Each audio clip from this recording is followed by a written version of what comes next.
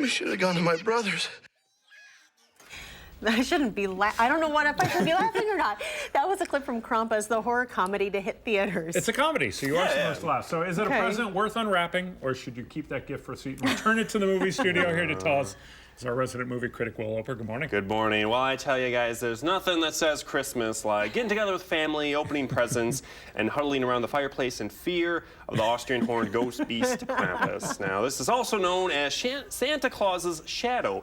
Krampus is the beast who descends upon a family in this movie after Max tears up his letter to the North Pole and inadvertently summons Krampus. From then on, it's pretty standard horror movie stuff. The beast and his minions go after the family one by one. We don't really care that much for any of the family members. They just exist to be picked off. Now, the biggest problem is this movie needs to have more fun. Of course, I say that after seeing that ridiculous movie clip. But for goodness sake, the moral of this movie is to believe in Santa or a giant goat man will come for you. Now, there are a couple scenes that are somewhat fun, like the gingerbread man cookies coming to life we just saw and causing havoc, or they battle a giant jack-in-the-box monster, but a lot of it is pretty generic and predictable. Still, I think if you like horror, this is a good one for you to watch. Maybe on cable, maybe not go to the theaters. If you're a Grinch or a Scrooge who's just not into the holiday spirit, this is the kind of anti-sappy Christmas movie that's for you. I don't even know what to say. There's not much to say, no.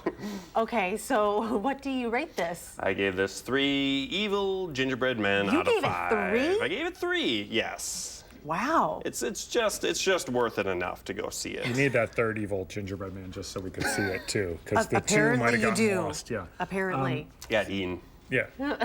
So what do you have coming up next? What's Next up, I also saw The Danish Girl. Now, this is based on the true life story of Lily Elba, one of the first known people to undergo gender reassignment surgery. Now, Eddie Redmayne stars as Einar, the man who poses for his wife's paintings wearing various women's clothing, and it awakens something inside Einar, and he realizes that he identifies as a female, and so we sort of watch his journey as he decides Lily is who he truly wants to be. Now, this puts a great strain on his marriage, of course, as well as all kinds of stigmas and social prejudices that existed in the 1920s. And this comes from director Tom Hooper, whose previous 2 films include The King's Speech and Les Miserables, so it's kind of that same stylistic flourishes that you see in those movies. Now, what holds us back for me, actually, is Redmayne himself, who at times feels quite actory rather than perhaps natural. He's more stylized than organic. But, I mean, for some people, that might be something you like more, but for me, it kind of held the movie back, so. Okay.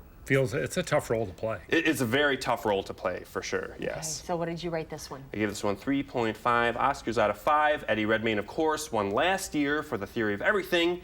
Some people are saying he might go for 2 years in a row.